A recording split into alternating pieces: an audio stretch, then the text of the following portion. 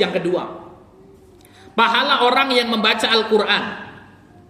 An Abdillah ibni Mas'ud radhiyallahu anhu, dari Abdullah bin Mas'ud radhiyallahu anhu, qala, dia berkata, qala Rasulullah sallallahu alaihi wasallam, Rasul sallallahu alaihi wasallam bersabda, man qara'a harfan min kitabillah, barang siapa membaca satu huruf dari Al-Quran, falahu bihi hasanatun, maka dia akan mendapatkan satu pahala. Wal hasanatu bi asyri amsalihha, satu pahalanya dilipat gandakan menjadi 10. La aqulu alif lam mim harfun, aku tidak mengatakan alif lam mim itu satu huruf, kata Nabi, walakin alifun harfun, namun alif itu satu huruf, walamun harfun, lam satu huruf, wa mimun harfun, dan mim satu huruf. Ya, jadi kalau orang baca alif lam mim, ya satunya pahalanya 10, ya berarti dapat berapa pahala baca alif lam mim? 30 pahala. Ini yang minimal, dan akan Allah lipat gandakan lagi menjadi lebih banyak. Derajat hadis ini adalah hadis hasan sahih. Nah itu ya. Ustaz, bagaimana ini? Hadis kok hasan sahih gitu ya. Nah kalau hasan ya hasan saja, kalau sahih sahih saja. Kenapa kok hadis hasan sahih? Ada yang tahu nggak ada? Apa maksud hadis hasan sahih itu? Hadis yang baik dan sahih. Ya. Jadi apa? Ada tingkatan hadis. Yang pertama hadis sahih, yang kedua hadis hasan, yang ketiga hadis dhaif. Ya. Kalau hadis sahih emang Imam Al-Baiquni mengatakan awwaluha sahih wa huwa matasal isnaduhu wa lam yashudda aw yu'al yarwihi 'adlun dhabitun am mithlihi mu'tamadun fi dhabtihi wa naqlihi. Hadis sahih adalah apa? Hadis yang memenuhi 5 syarat, ya. Mutasil itu sanadnya bersambung kepada Nabi sallallahu alaihi wasallam. Ya, yarwihi awaluha sahih wa huwa matasal isnadu wa lam yashudda aw yu'al, tidak ada syad, tidak ada illah. Kemudian apa? Ya, dobit, ya. Kemudian apa? Dobit itu kemudian mutkin hafalannya. Ya, kemudian adlun itu apa? Bertakwa, orang yang menyampaikannya. Ini hadis sahih.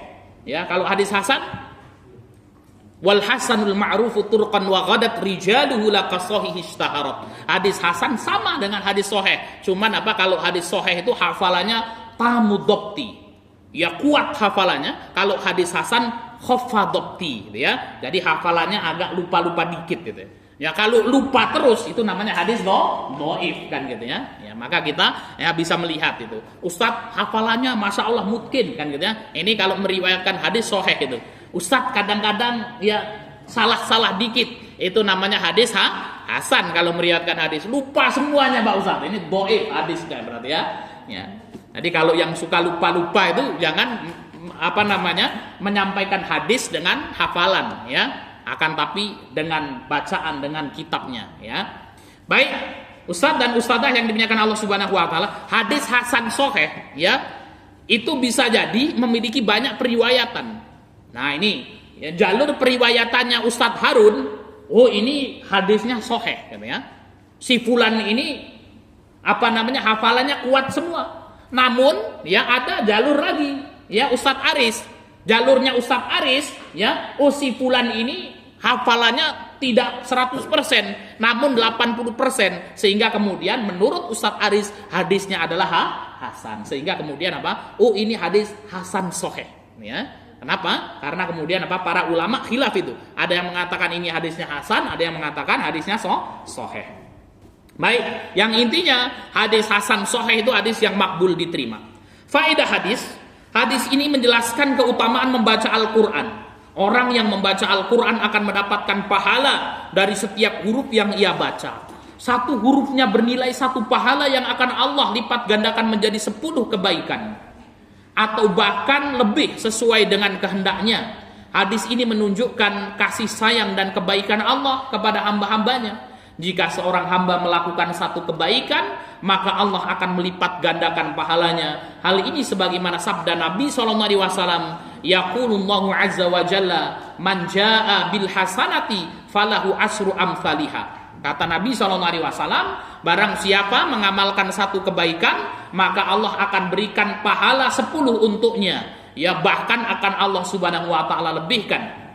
Yang ketiga, untuk memperjelas makna huruf dalam hadis ini, maka Nabi SAW menafsirkan dengan sabdanya, la aqulu alif lam mim harfun. Aku tidak mengatakan kalau alif lam mim itu satu huruf, walakin alifun harfun, alif itu satu huruf, wa lamun harfun, lam satu huruf, wa mimun harfun, dan mim satu huruf. Faedah 4, dari sabda Nabi SAW di atas kita dapat mengetahui bahwa yang dimaksud dengan satu huruf pada hadis di atas adalah satu huruf hijaiyah, bukan satu kata atau satu kalimat. Orang yang membaca satu huruf hijaiyah dalam Al-Quran akan mendapatkan satu kebaikan yang akan Allah lipat gandakan pahalanya menjadi 10 kebaikan bahkan lebih. Hadis ini menjelaskan tentang isbat ketetapan bahwa kalamullah adalah dengan suara dan huruf.